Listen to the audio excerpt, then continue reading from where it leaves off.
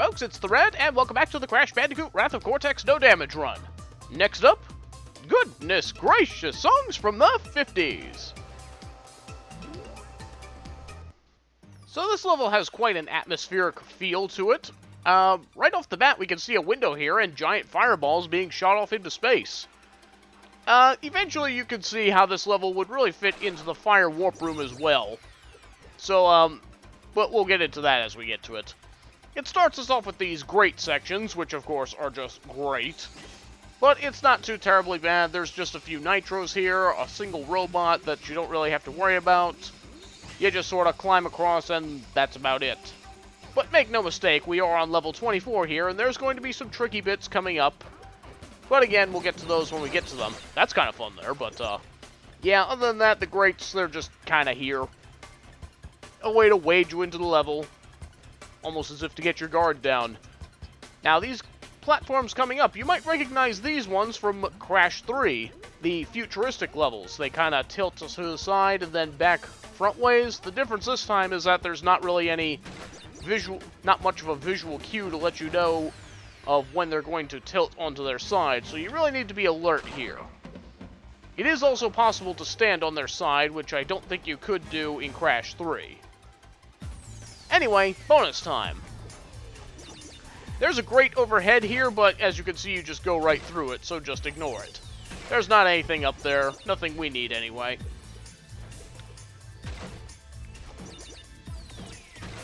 Now, up ahead, we're going to have some more of those, a line of nitros that leads you to think that you want to use the sneak shoes, but we don't actually need to do that. We're just going to take these nitros out, slide right over here. And we'll just ignore that upper area entirely. We'll just go ahead and set off this TNT so that that chain will set off the exclamation box and fill in this other outline crate here. Just make sure you're sliding under those nitros and not jumping so that you don't accidentally hit your head against them. Because that would just be an embarrassing way to go. Getting back to the platforming action.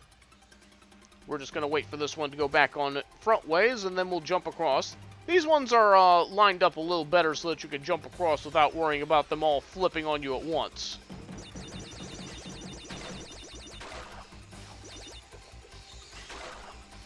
But up ahead, we've got everybody's favorite gimmick coming up.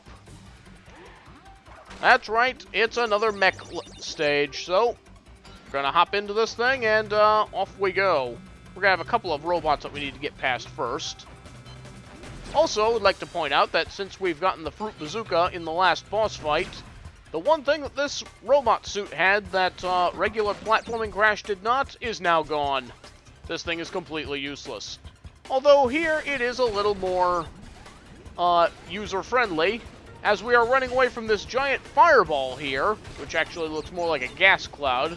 We can still take out boxes pretty easily just by walking into them. No need to slow ourselves down with a spin attack or anything like that. You do still have to watch out for enemies, of course, and also these laser beam tripwires. I know they're not actually tripwires, but I like to think that they are. But yeah, it's easier to take out boxes thanks to this mech suit, so props for that, I guess. This is also going to be the last level in the game in which we use a robot suit. And yeah, given that we are running away from what the game defines as a fireball, yeah, this level could have also fit into the fire warp room as well, in my opinion.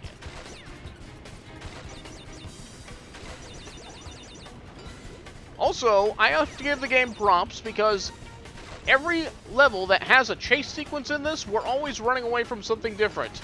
We've had dragons, tsunamis, avalanches, and now a fireball.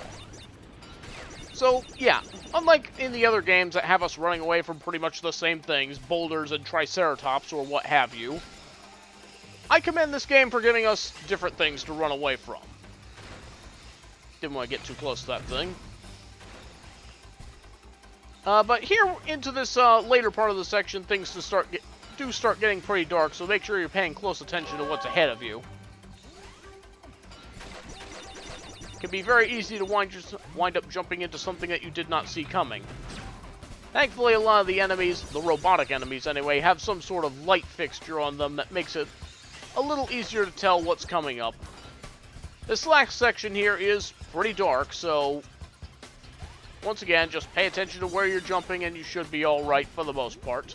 Set off all of our nitros, and there's our box completion gem. Fairly short level, but also a pretty fun one. And with that, Crate Balls of Fire is finished.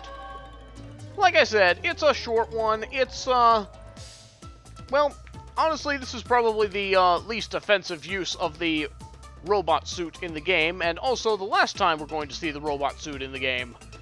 Still, this level did have a few outtakes worth sharing. We'll have a look at those, and be sure to join us next time as we head to level 25, Cortex Vortex. See you then!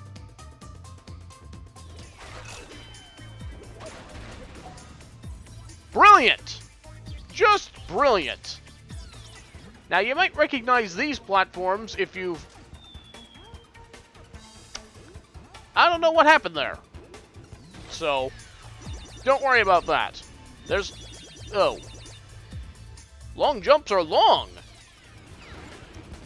Still, we do have the robot suit here, which makes it...